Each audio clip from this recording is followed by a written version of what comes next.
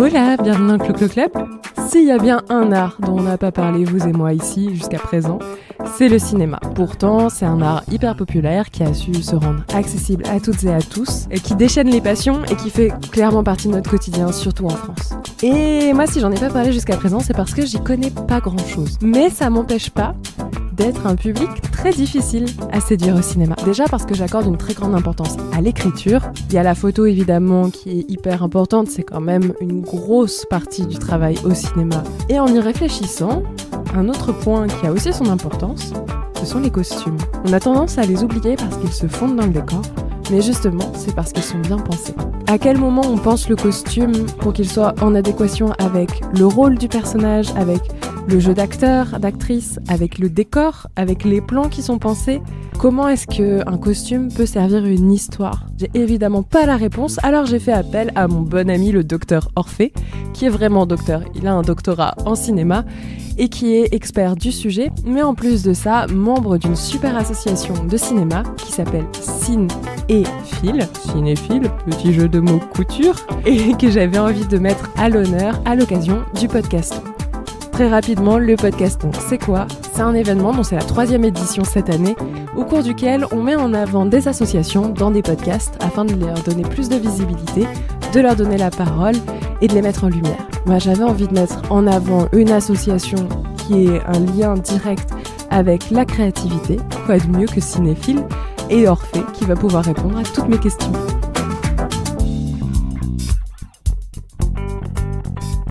Salut Orphée. Coucou Chloé. Je suis trop contente d'avoir un expert en cinoche dans ce podcast pour une fois. En plus, dans un cadre un peu particulier, je le disais en intro, mais t'es là pour présenter ton asso, Cine et Fil. Eh oui. On adore les jeux de mots. Ah oui, ça. Fil comme le fil, du coup, vous l'aurez compris. Je le mettrai de toute façon dans les notes de cet épisode, comme ça vous avez un peu le détail. Vous pouvez aller voir aussi ce que c'est que cette magnifique association. Mais tu es là pour en parler, donc je vais te laisser te présenter en quelques mots. Moi, c'est Orphée. Je suis docteur en études cinématographiques et audiovisuelles. C'est classe. Ça fait une bonne petite carte de visite, C'est ça. fou. Et je suis vice-président d'une association de recherche sur le costume de cinéma. Initialement, c'était une association qui visait d'abord à pouvoir faire une communauté de chercheuses qui étudiaient le costume de cinéma. Toi, c'était ton sujet de doctorat, du coup? Oui, voilà, exactement. Je ne l'ai pas précisé, mais j'ai travaillé sur le costume dans les films d'animation en volume, ce qui est le mot un petit peu chic pour dire stop motion. Et de fait, j'ai rencontré d'autres camarades de thèse qui travaillaient sur l'habillement au cinéma, la coiffure, le maquillage, etc. Et un jour, il y en a donc qui sont venus me voir. C'était Myriam et Guillaume qui travaillaient pas mal ensemble, surtout que ils sont plus sur le travail du costume dans les films avec des personnes en chair et en os. Voilà. Alors que moi, c'est plus la marionnette. Et ils avaient cette idée de créer une association sur le costume parce qu'ils avaient l'impression qu'on était un peu dispersés, nous les chercheuses, parce que c'est super niche en fait comme sujet. Ouais, et puis c'est un constat que tu avais fait aussi pendant toi, ton travail de recherche. On en parlait un petit peu à l'époque quand tu étais vraiment plein dedans, sur le fait que c'était pas évident d'avoir des interviews avec les bonnes personnes, qu'il fallait contacter des studios, puis en fait passer par l'étranger parce qu'en France il n'y avait pas forcément les références et ainsi de suite, et que ouais, c'était un travail de fourmi en fait derrière. C'est ça, en fait c'est un objet de recherche qui est assez neuf. Alors aux États-Unis, c'est un petit peu plus ancien, enfin, ça a été déblayé depuis pas mal de temps, mais en France, ça reste plutôt jeune comme sujet, comme tu dis, pour tout ce qui est rapport aux professionnels. C'est pas forcément évident d'arriver et de se dire, je vais faire une thèse sur le costume et de dire, comment je rencontre les gens, alors etc. que tu dis que le cinéma français, on a une énorme industrie et que des gens qui font ce métier-là, c'est essentiel vu toutes les productions qu'on sort tous les ans, quoi. Ouais, mais c'est vraiment un constat aussi, c'est que le monde universitaire et le monde de la création audiovisuelle sont pas super bien reliés. Il n'y a pas beaucoup de ponts, il y a une espèce de segmentation qui fait que c'est des milieux qui se rencontrent pas si souvent que ça. Et du coup, vous avez créé comme ça Cinéphile. Ouais. C'était quoi, du coup, l'idée à la base avec l'association? Donc, de créer des événements pour que les gens se rencontrent, de créer un annuaire? C'était...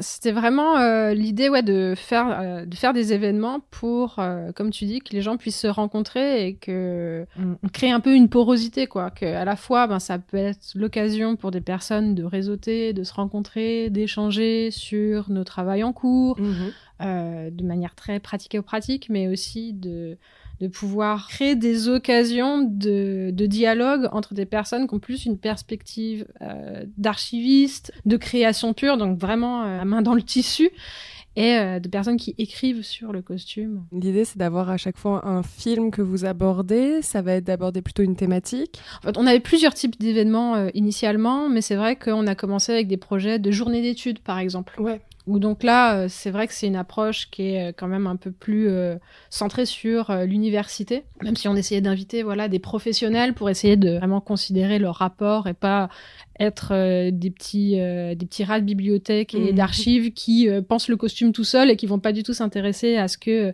les praticiens et praticiennes font, ce qui serait vraiment dommage. Et à côté de ça, on avait déjà avec Or et Clémence Faranque aussi commencé à faire des tables rondes à des moments un peu de festivités étudiantes, comme la semaine des arts et médias à la Sorbonne Nouvelle. Donc en profiter pour inviter des personnes qui travaillent dans le cinéma en tant que costumiers, costumières, maquilleuses, coiffures, etc. pour faire un peu découvrir ces métiers qui sont pas si mis en valeur que ça. Même plutôt le contraire d'habitude. Par rapport à d'autres comme, les réalisateurs et les chefs-op, on trouve pas mal d'événements en fait sur leur métier, alors que pour ce qui est du costume, du HMC comme on dit, l'habillage, maquillage, coiffure, pardon. Ouais. Là, c'est plus restreint. L'un de nos gros événements, dont j'ai pas encore parlé, ce qui est terrible, c'est quand même le Ciné-Club CMC, qui est fait en collaboration avec le cinéma parisien Le Grand Action. Et on a plusieurs séances dans l'année qui nous permettent donc de projeter un film et d'inviter des personnes qui ont collaboré à sa création, à la création costumière, maquillage, coiffure. Faut venir, c'est super, ça nous permet c'est le but en réalité, qu'il y ait des gens qui viennent et en profitent. Notre objectif, c'est quand même de s'adresser avant tout aux étudiants et étudiantes parce que c'est une aubaine pour eux, on pense, de à la fois pouvoir découvrir des choses à côté de leurs études, qui décloisonnent un peu, qui les changent un peu du côté théorique, puis aussi de savoir comment ça fonctionne un métier, quels sont ses enjeux, même d'avoir un peu une idée de l'écosystème un peu cinématographique à un moment T en France. Ça rend la chose un peu plus incarnée que d'en parler de manière un peu théorique ou esthétique en cours, quoi. Mais on n'a pas du tout envie que ce soit limité à un milieu universitaire. Pour autant, je pense qu'il y a plein d'amateurs de cinéma. Le ciné, ça, tu peux venir. Tu viens. Ou même t'aimes l'habit, en fait. Tu viens. Enfin, le costume, c'est pas vraiment de la mode, mais je pense que les personnes qui sont sensibles aux vêtements, ils peuvent venir et y trouver leur compte. On a aussi fait des événements pour des enfants. Ah, c'est trop bien, ça. Ouais. À l'INHA, pour les Journées du patrimoine, on a fait un atelier moodboard où on était avec des petits pour leur dire, en fait, le travail du costume, il peut passer par le moodboard au point de vue de la création et de la conception. Pour réfléchir en amont, en fait, à tes costumes, Exactement. En fonction d'un brief ou d'un personnage. C'est ça, de dire, en fait, ton personnage, il est dans quel univers, tu lui donnes quelle personnalité, quelle est l'ambiance que tu veux donner dans ton film, puis qu'est-ce que t'aimes bien, au fond, parce que ça reste des enfants, on va pas non plus les brider, quoi. C'est trop bien. Vous êtes combien, là, à l'heure actuelle, dans l'association ? Il y a une 30aine de membres, si je me trompe pas.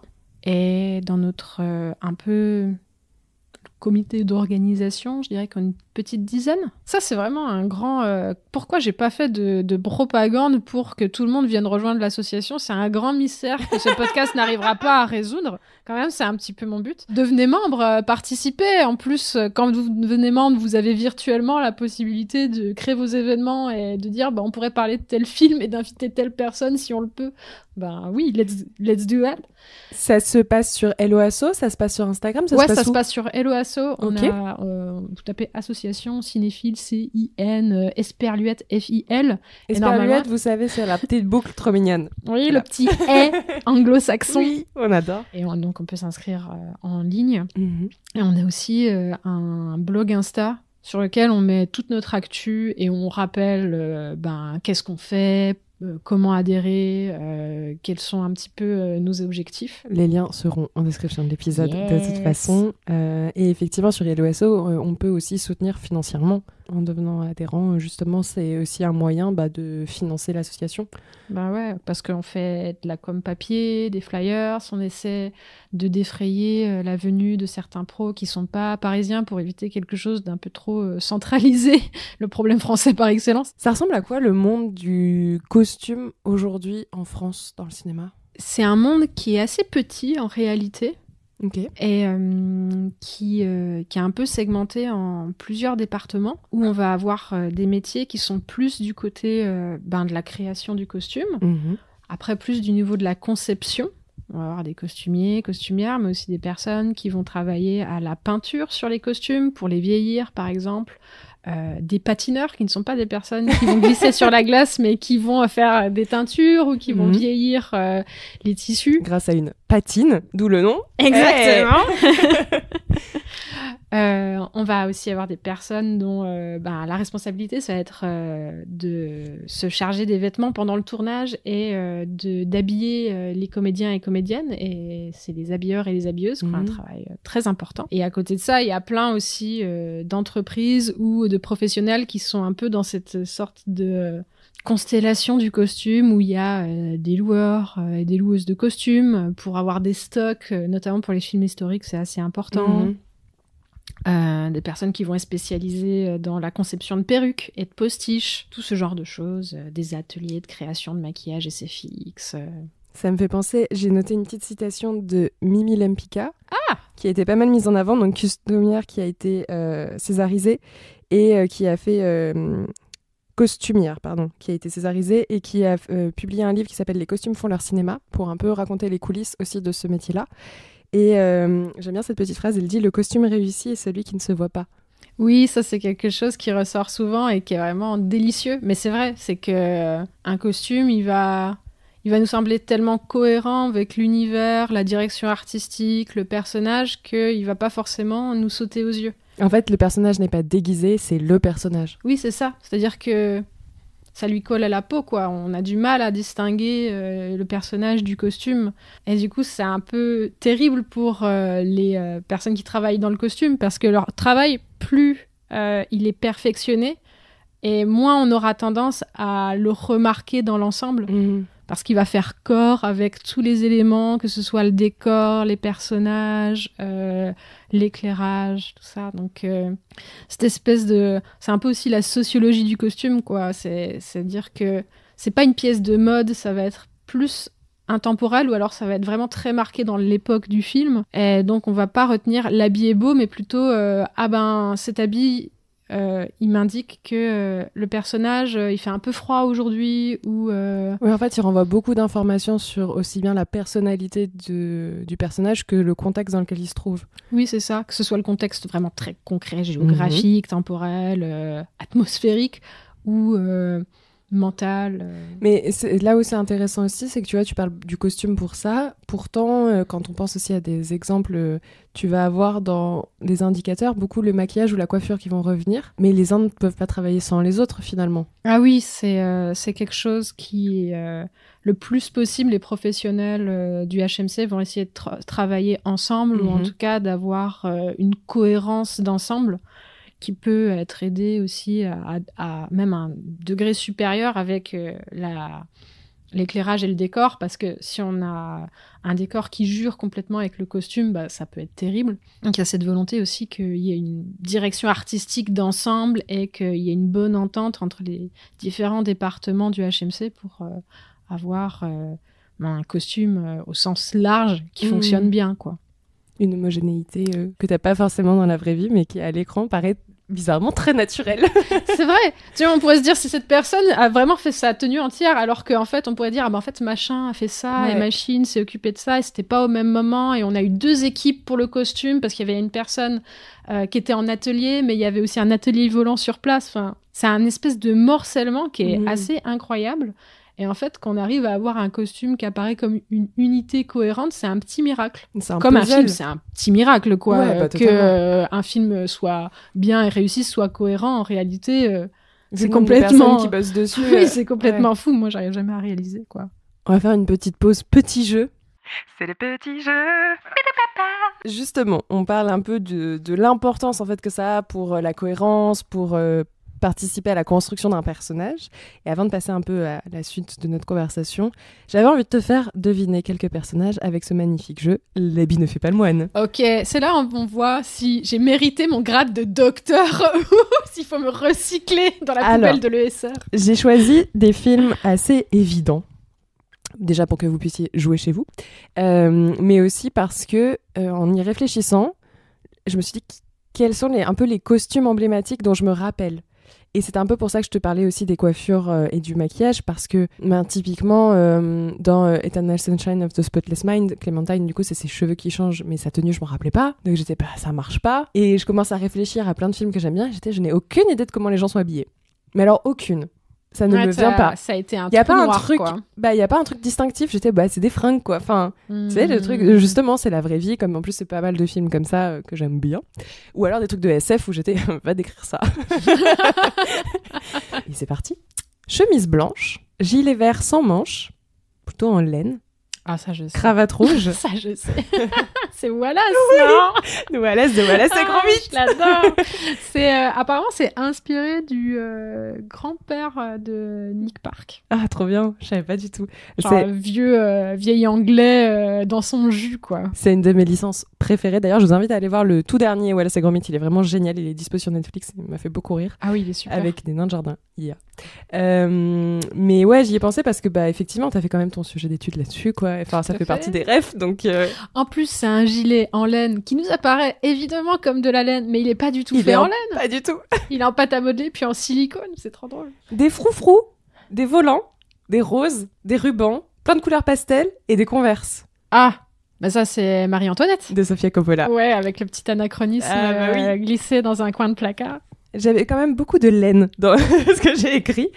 Une cape en laine épaisse, une chemise blanche, un petit veston marron, un pantalon trop court, selon moi, une broche argentée, et il a une chaîne avec un anneau autour du cou. Ah, punaise.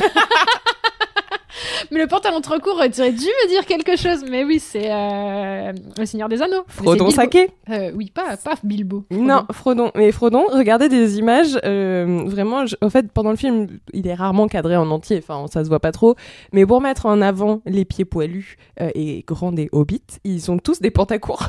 Genre vraiment qui s'arrêtent super assez courts. Ça m'a fait penser à une époque où j'achetais pas des pantalons assez longs pour mes jambes et vraiment ça donnait la même chose. Mais tu vois, je pense que c'est fait exprès aussi de leur couper la jambe. Ça les rend plus petits aussi, au niveau de la silhouette. Cuir noir, long manteau, petites lunettes. Matrix. Les sœurs Wachowski. Oui, et leur amour du latex et du cuir. Ça. Qu'on retrouve absolument partout. J'en ai encore 2. Celui-là est pas facile. Col Claudine blanc, robe rose, boucle d'oreilles scarabée, chaussettes hautes et des jumelles. Ah mais non, mais ça c'est la petite fille dans Moonrise Kingdom de Wes Anderson. Ouais. Les boucles d'oreilles scarabées, ça a été ça excellent qui personnage. Il est super quirky. Et très Wes Andersonien en fait. Déjà génial, que tu me dis Cole Claudine, j'étais genre ok, donc c'est possiblement lui. Elle a une tenue années 60 tout du long et avec toujours des couleurs roses, jaunes et ouais, des petites boucles d'oreilles scarabées, je voulais les mêmes. Ah mais tout le monde encore maintenant. Et le tout dernier, je l'ai pas vu. Donc je l'ai fait à partir des images Google. Parce que j'ai pensé à toi. Oula. À quoi? Ok, à quoi tu m'associes? Long par-dessus satiné rouge avec des broderies dorées au niveau de la poitrine. Un col blanc dessous tout ça, plutôt montant. Et un teint vraiment pas très frais. Ouais, ça c'est Dracula. De Coppola. Ouais, de Coppola. De la super créatrice de costumes, Eiko Ishioka. Ah ouais? Ouais, et donc c'est un phénix, je crois, ou un dragon phénix. J'ai essayé de zoomer et j'étais pas sûre de l'animal, donc je t'avoue que j'ai pas... Voilà, on reste sur des broderies dorées. Mais oui, effectivement, il y a un côté très asiatique, en fait, à sa tenue. Ouais. Ce qui m'a surprise, d'ailleurs, parce que n'ayant pas vu le film, mais connaissant donc le mythe de Dracula, quand même, de Bram Stoker, je comprenais pas trop la tenue sur le coup, et en même temps, je me suis dit, rouge, le sang, oui, bon, ça, on l'a. Mais Fleur de la ouais, le royauté. côté un peu satiné, ça fait très boudoir, et Fleur le de la côté royauté. un peu satiné, ça fait très boudoir, et très Mais oui, posé. mais il y a pas mal de personnes qui ont discuté justement du fait que le personnage de Dracula dans ce film, il est un peu bon, le vampire, créature du passage, de la porosité. Il est un peu aussi entre le féminin et le masculin Ouais. parce que il apparaît de manière très. C'est bizarre de dire efféminé, mais c'est quand même une longue robe satinée Ça très coupe délicate. de cheveux aussi, avec cette espèce de Ça, le perruque gros chignon. très dégagée sur le devant, qui donne un visage du coup très fripé, très masculin, très Mhm. effrayant. Et puis derrière, en fait, les petits détails des cheveux plus longs. Enfin, Ouais, exactement. Voilà, ça t'a plu? Oui, j'adore. Ouais. Mais en fait, j'adore les jeux. J'ai envie d'en faire plus souvent dans le podcast, mais je suis pas toujours inspirée. Merci d'avoir fait ça. Mais je t'en Franchement. prie. J'avais envie qu'on revienne un petit peu, quand j'ai préparé un peu le sujet, j'ai pensé à deux choses. La première, c'est les fameuses scènes de relooking Ah oui. qu'on a dans notamment les teen movies et les rom-coms, donc Pretty Woman, Mean Girls, etc., où il y a un personnage qui est montré comme moche. Généralement, elle a des lunettes et c'est une femme. Généralement, c'est une bombe à lunettes. Et en fait, c'est une méga bombe. Déjà, de base, elle a des lunettes. Le diable s'habille en Prada, voilà. Anna Thaoué, vous voyez, voilà, vous lui mettez un pull vraiment un peu en forme, des lunettes et des personnages autour qui lui disent « Ah, tu es grosse !» Voilà. Et ensuite, on lui enlève, on lui met des bottes Chanel, un magnifique trench, et ça devient une turbo bombasse, et on lui enlève ses lunettes, évidemment, sinon elle ne peut pas être belle. Ces scènes-là, elles apparaissent assez souvent dans ces films-là. Et ce qui est, je trouve, hyper intéressant, c'est que c'est jamais genre juste la tenue ou juste la coupe de cheveux qui est changée, c'est l'intégralité du personnage qui passe par le costume. Est-ce que c'est parce que c'est trop compliqué de changer juste un détail et que là il faut vraiment en gros tuer l'ancien personnage pour créer le nouveau? Je pense que là, dans l'exemple précis que tu donnes, il y a le côté clou du spectacle et ça va vraiment être un moment qui peut être presque indépendant du film et qui va vraiment articuler le passage, le virement de personnalité et d'agentivité d'un personnage. Ça peut être plus ou moins subtil. Peut y avoir des choses qui sont des changements qui sont un peu plus discrets ou d'avoir un personnage qui porte de plus en plus une couleur ou qui est dans des tissus qui sont de plus en plus rigides, par exemple. On parlait de Dracula. Et je sais qu'au début, il y a le personnage de Mina qui va être dans des tenues qui sont très victoriennes, vraiment très ancrées dans cette période, donc très contraignantes du point de vue du corps, très serrées, un petit peu masculines aussi. Et de plus en plus, elle va porter du rouge et des coupes qui sont un peu plus fluides, qui sont un peu plus glamour. Et en fait, d'avoir un peu un personnage qui est plus sexuel, plus sexualisé aussi, mais quand même plus sexuel que sexualisé, je crois. Et ça, c'est un petit peu plus discret, c'est plus progressif. Donc les shifts comme ça, il y en a quelques-uns, c'est un peu plus pour une espèce de dévoilement. C'est un peu plus américain aussi, j'ai l'impression, non, dans l'approche du costume. Pour une raison de moyens déjà, ouais, je pense. Je pense qu'aussi, comme le cinéma hollywoodien, il s'est beaucoup construit autour de la star et la starification de ses vedettes. Le fait de magnifier un personnage par son costume et vraiment d'en faire un objet un fétiche, quoi. Je pense que ça joue beaucoup sur le fait qu'il y a eu un investissement dans le costume et dans le glamour des vedettes. Et ils ont plus de sous aussi, tout simplement, pour pouvoir avoir des moyens spectaculaires. On a un petit peu moins ça en France, ouais. Trop intéressant.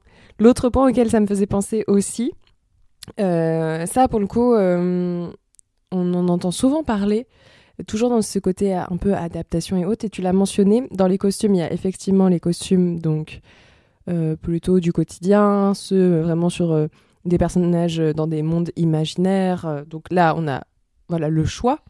Et puis, il y a les costumes historiques. Et là, ça fâche à chaque fois tout le monde. Et c'est très drôle. Mais sur pas mal d'adaptations, effectivement, tu te retrouves avec des costumes anachroniques. Et je vais prendre un exemple type, parce que c'est le plus récent et qu'il a fait parler. Pour le coup, je suis tombée sur une vidéo décryptage de Julien Magalhães, je veux pas mal le prononcer, qui est un gars qui fait de l'analyse des costumes au cinéma. Et c'est trop intéressant. Il l'a fait pour Vanity Fair et sur... la scène d'ouverture et plus généralement la saison 2 de Bridgerton. Ça a été, je pense, un des films dont j'ai eu le plus d'écho, tu vois, une des séries dont j'ai eu le plus d'écho sans l'avoir jamais vu, mais de critiques sur les costumes. Mais ça m'a fait trop rire, en fait. Je trouve que... Enfin, c'est une question que j'ai aussi avec une amie, Eve, coucou, qui travaille sur le jeu vidéo. C'est qu'il y a une espèce de crispation parfois sur... la réalité historique et l'authenticité. Après, je comprends qu'il y a des gens qui sont un peu obsessionnels, et moi, je pense qu'il y a des choses qui sont pas scientifiques ou qui correspondent pas à, je sais pas, tel ou tel domaine exactement, où je vais faire genre, c'est pas vraiment correct en réalité. Mais il y a un peu cette idée de, c'est un film, c'est pas une masterclass sur une période historique. C'est pas un documentaire. En fait, du moment où l'anachronisme est travaillé par un choix conscient et artistique et esthétique, ça me dérange pas. Ça peut même être super intéressant. Dans La Reine Margot, qui est un peu pic film historique et costume historique, il y a vraiment un travail de croisement, justement, l'utilisation de l'anachronisme pour pouvoir caractériser des personnages dans certaines époques, ou au contraire essayer de brouiller un peu l'ancrage temporel pour interroger davantage sur nous, qu'est-ce qu'on peut garder justement de ces dynamiques politiques et de stratisation qui sont super intéressantes. Et pour Bridgerton, je pense que... Alors c'est sûr que on va pas montrer ça à quelqu'un qui veut étudier le costume historique de la période de la Régence, mais pour faire quelque chose de très fun et un peu... je sais pas, dans aussi cette idée de... Je sais plus comment on appelle ce genre littéraire, mais où c'est un peu coquin, quoi. C'est de la romance. Mais oui, il faut avoir ce côté-là. Après, là où je trouvais ça drôle, et c'est pour ça que j'ai regardé sa vidéo de décryptage, du coup, à Julien, c'est qu'il part de la toute première scène, qui est un anachronisme ouf, où tu vois les jeunes filles à la chaîne en train de se faire tirer les corsets. Et il dit, mais déjà, ces corsets-là, ils ont pas de... Ils n'ont pas l'armature qui va avec, qui fait que, en fait, tu peux tirer tout ce que tu veux, ça changera rien. Enfin, sur ce modèle-là, ça n'a pas de sens de tirer comme ça. Et il dit cette phrase qui me fait beaucoup rire, je l'ai notée. On est sur le cliché de la jeune fille qui se fait torturer par un corset. Donc ça sert l'histoire. En fait, c'est le côté, pour pouvoir le montrer, même si elles n'ont aucune raison de porter des corsets de cette façon-là ou cela à ce moment-là. C'est pas en tirant dessus comme pour allumer une tondeuse qu'on va serrer un corset. Et c'est vrai qu'il y a aussi le geste qui s'accompagne en fait au costume. Il notait quand même que chez les hommes, par contre, c'était beaucoup mieux. Il y avait beaucoup moins d'anachronisme et que leur tenue était beaucoup plus cohérente. Mais je pense qu'il y a aussi des attentes, quoi. On se dit, on va montrer des femmes dans le passé qui subissent une oppression patriarcale. On va mettre un corset, c'est super pratique. Je pense que c'est un peu le marronnier du film historique avec des personnages féminins centraux. Et je sais même pas si c'est pas plutôt une facilité d'écriture que quelque chose qui a été mis de côté dans le département des costumes, où à mon avis, ils et elles sont très au fait de ce qui se porte à telle époque, et se disent, tant pis, quoi, on va jouer avec la réalité.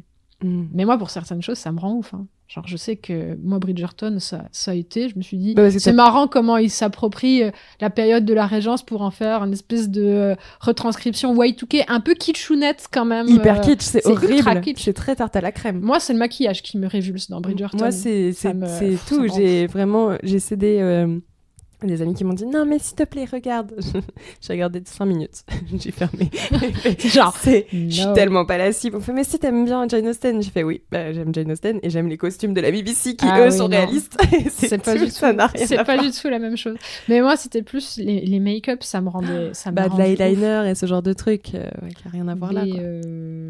Oui, et puis c'est des choses très personnelles, tu vois. On me montre The Witcher, moi ça me rend ouf, je me dis mais c'est pas possible de faire croire que tu veux en fait c'est ça, qu'est-ce que tu veux faire croire derrière. Et tu vois, Bridgerton, on est sur c'est du divertissement, c'est un truc léger, c'est un truc où t'as des histoires d'amour et où ce qu'on veut montrer c'est du cul et des jolies robes et des jolis tissus, fin de l'enjeu. Versus effectivement d'autres films ou séries où tu te dis là pour le coup les anachronismes ils desservent le propos ou ils desservent l'histoire, c'est ça, ou l'enjeu du film en tout cas. Mais il y avait des trucs qu'ils avaient bien réussi dans Bridgerton. Alors je sais que la saison 2 avec l'intégration un peu d'éléments indiens, mais je pense qu'à partir du moment où elle a réussi cette série, c'est qu'il y a des choses qui sont bonnes dedans quoi. Oui pas de raison, juste n'est pas la cible. Oui, j'y vais pas forcément pour les costumes, c'est sûr. Là, l'épisode, il va sortir du coup pendant le podcast mi-mars. Est-ce qu'il y a des événements à venir auxquels on pourrait venir assister, justement, si on est à Paris ? Mais oui, le fameux Ciné-Club CMC, costume, maquillage, coiffure, Et les prochaines séances seront le 6 avril. C'est toujours un dimanche à 18h. Et le 1er juin. Ça a lieu au Grand Action, donc qui est un cinéma qui se situe dans le quartier latin, près du métro Jussieu. Voilà, si vous voulez plus de précision. Eh ben, écoute, je vous invite du coup à y aller. J'essaierai d'y faire un tour. Ouais. Et de poser vos questions. Mais oui, c'est fait pour. Et franchement, si vous êtes fan de cinéma ou jeux de costumes ou les deux, n'hésitez pas à y faire un tour. C'est pas réservé qu'aux étudiants. Merci beaucoup Orphée pour cette conversation. C'était trop intéressant. Merci Chloé, ça me fait trop plaisir de pouvoir parler de cet asso. Ouais, et rendez-vous du coup sur le compte Instagram d'Asso Cinéphile pour en savoir plus, pour pouvoir être tenu au courant des événements et puis également rejoindre l'association pour peut-être créer vos propres événements selon là où vous êtes. Ça pourrait être très cool d'avoir des petites antennes dans d'autres villes. Merci d'avoir écouté cet épisode, j'espère qu'il vous a plu. Je vous mets tous les liens concernant Cinéphile en description de cet épisode. Je vous invite à participer à un de leurs événements ou à devenir bénévole. Vous pouvez également vous abonner au podcast, le Clo Clo Club. Peut-être que je reparlerai de cinéma, qui sait, si jamais ça vous a plu, avec des gens qui s'y connaissent mieux que moi. Pour ça, laissez-moi des étoiles et des commentaires sur Apple Podcast et sur Spotify, ça m'encouragera. Et vous pouvez également me suivre sur les réseaux sociaux, @CloCloClub sur Instagram, TikTok et Threads, et désormais sur Patreon. J'ai un Patreon qui vous permet d'avoir accès à des contenus exclusifs, notamment un épisode bonus du podcast par mois. Merci d'avance pour celles et ceux qui prendront le temps, et moi je vous dis à mercredi prochain pour un nouvel épisode. Bye!